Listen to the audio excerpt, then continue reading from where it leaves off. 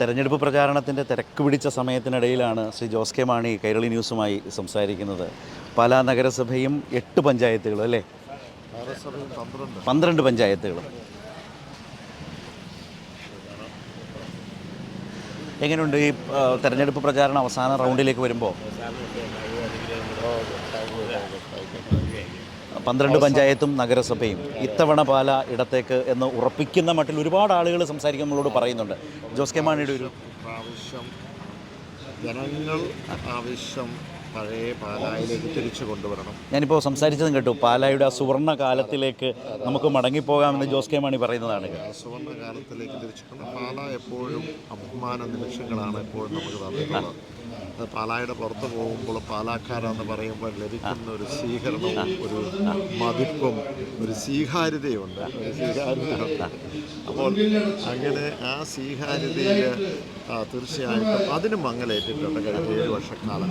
അത് തിരിച്ചു പിടിക്കണം എന്നുള്ളതാണ് ജനങ്ങളുടെ ആവശ്യം. ഇടതുപക്ഷത്ത് ഏതെക്കാലം തുടർഭരണത്തിലേക്ക് പോകും, അവിടെ ഒരു ഭാഗമാക്കാവുവാൻ പാലായുടെ പ്രതിനിധി ഉണ്ടാകണം.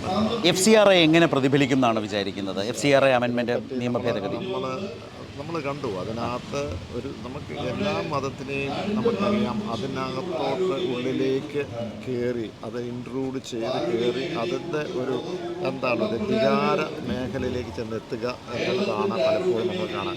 അത് ന്യൂനപക്ഷം എന്നുള്ളതല്ല, ഇന്ന് ന്യൂനപക്ഷമാണെങ്കിൽ നാളെ ഭൂരിപക്ഷമുള്ള സമുദായത്തിലേക്ക്. അപ്പം എല്ലാം അവരുടെ വരിയിൽ വരണം എന്നുള്ളതാണ് ലക്ഷ്യം. അത് നമ്മുടെ ഗൗരവത്തിൽ തന്നെ കാണേണ്ടതാണ്. അതുകൊണ്ട് തന്നെയാണ് ആ തീരുമാനങ്ങളൊക്കെ നമ്മൾ പ്രതീക്ഷിക്കണമെന്ന്. ഈ കരൂരിനടുത്തുള്ള IIIT ഇവിടെ വന്നപ്പോൾ പല നാട്ടുകാരും വളരെ ഇവിടെ തൊട്ടടുത്താണ് IIIT എന്ന് എന്നോട് പറയുന്ന ഒരു അനുഭവം ഉണ്ടായി. കാരണം അത് പോയി അതിന് ഇവിടുന്ന് 1 കിലോമീറ്ററേ ഉള്ളൂ, അദ്ദേഹം കൊണ്ടുപോകും.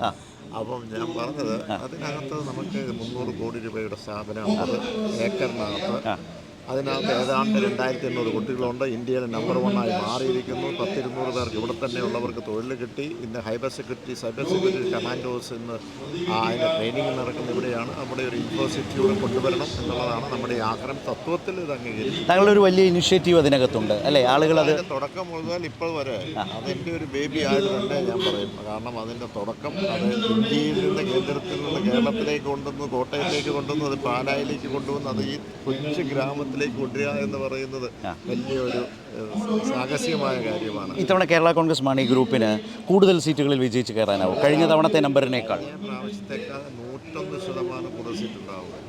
എന്നോട് ചില പൊളിറ്റിക്കൽ അനലിസ്റ്റുകൾ പറഞ്ഞത് കേരള കോൺഗ്രസ് എം ഇത്തവണ അത്ഭുതം കാണിക്കും. സ്ഥിരമായി തോൽക്കുന്ന പല മണ്ഡലങ്ങളിലും ഇത്തവണ കേരള കോൺഗ്രസ് എമ്മിന് പല മണ്ഡലങ്ങളിൽ UDF ഭീഷണിയാകാൻ ഇതിനോടകം കഴിഞ്ഞിട്ടുണ്ടെന്നാണ് പറയുന്നത്. ഞാൻ നിങ്ങളുടെ വിന്നബിലിറ്റിയിലുള്ള മണ്ഡലങ്ങളെക്കുറിച്ചല്ല പറയുന്നത്.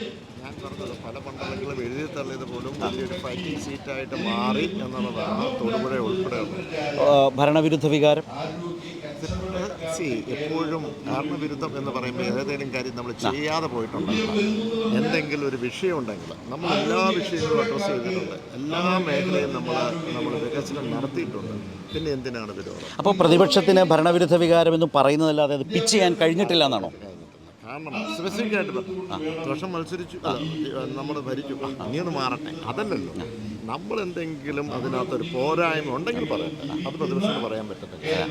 റൈറ്റ്. ഏതായാലും തികഞ്ഞ ആത്മവിശ്വാസത്തോടെ വോട്ടർമാർക്കിടയിൽ നിന്നാണ് ഞാൻ കുറച്ചു നേരം പിടിച്ചു നിർത്തിയതോടെ.